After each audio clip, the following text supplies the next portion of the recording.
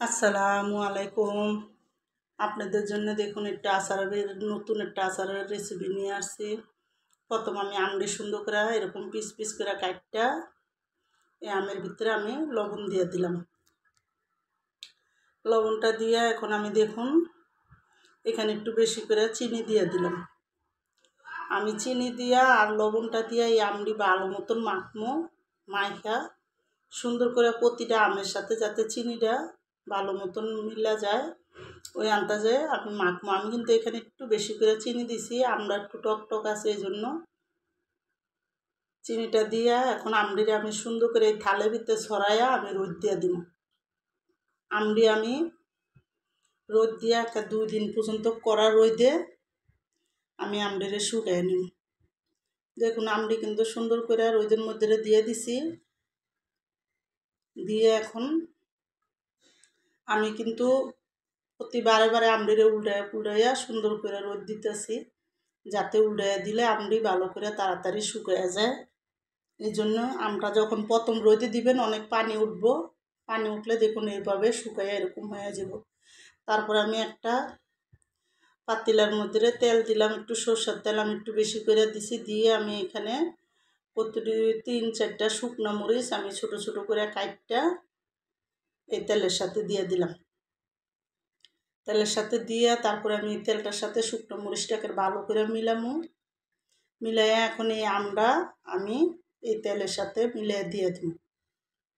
দিয়ে আমি এই তেলের সাথে ভালো মতন আমটারে আমি মিলামো। এখানে আমরা যখন ভালো করে তেলের সাথে মিলান হইব তখন আমি এখানে অল্প করে মশলা দিব। আমার কিন্তু এই আমের আচারটা ভালো মতো শুকাইছে এবং আমি এখানে কাসুন্দ দিয়ে দিছি, আপনারা লাগে সরষা দিয়ে দিয়েন, কিন্তু আমি এখানে কাসুন্দ দিছি।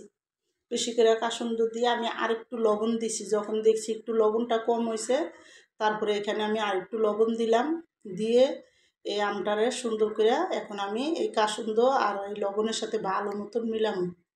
যখন ভালো করে আমটাকে সুন্দর মতন জাল হইব আর তেলের সাথে ভালো মতন একটা হইব, এই কাসুন্দর আমের গ্রানটা কিন্তু অনেক সুন্দর। আর এই আচারটা আপনি সারা বছর টেবিলে রেখে খাইতে পারবেন, আর রোদও দিতে হইব না, আর ফ্রিজও রাখার কোনো প্রয়োজন নেই। এই আমের আচারটা এত মজা। এখন আমি একটু কালারের জন্য এখানে অল্প একটু লাল মরিচ দিছি, দিয়ে এখানে আমি অল্প করে একটু গরম মশলার ফাঁকি দিলাম, বেশি না অল্প।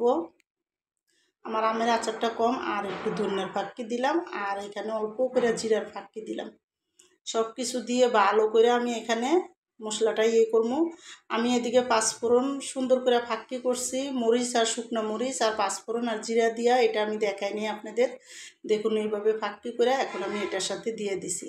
আমার এই আমের রেসিপিটা যাদের পছন্দ তারা লাইক সাবস্ক্রাইব দিয়েন, প্লিজ আমার ভিডিওটা শেয়ার করে দিয়েন আর সাবস্ক্রাইব করে দিয়েন আপনারা সবাই। আর এইভাবে আমের আচার বানা খেয়ে দেখেন, অনেক মজার। আর সারা বছরে আমের আচার নষ্ট হবে না, অনেক মজার আচার এটা।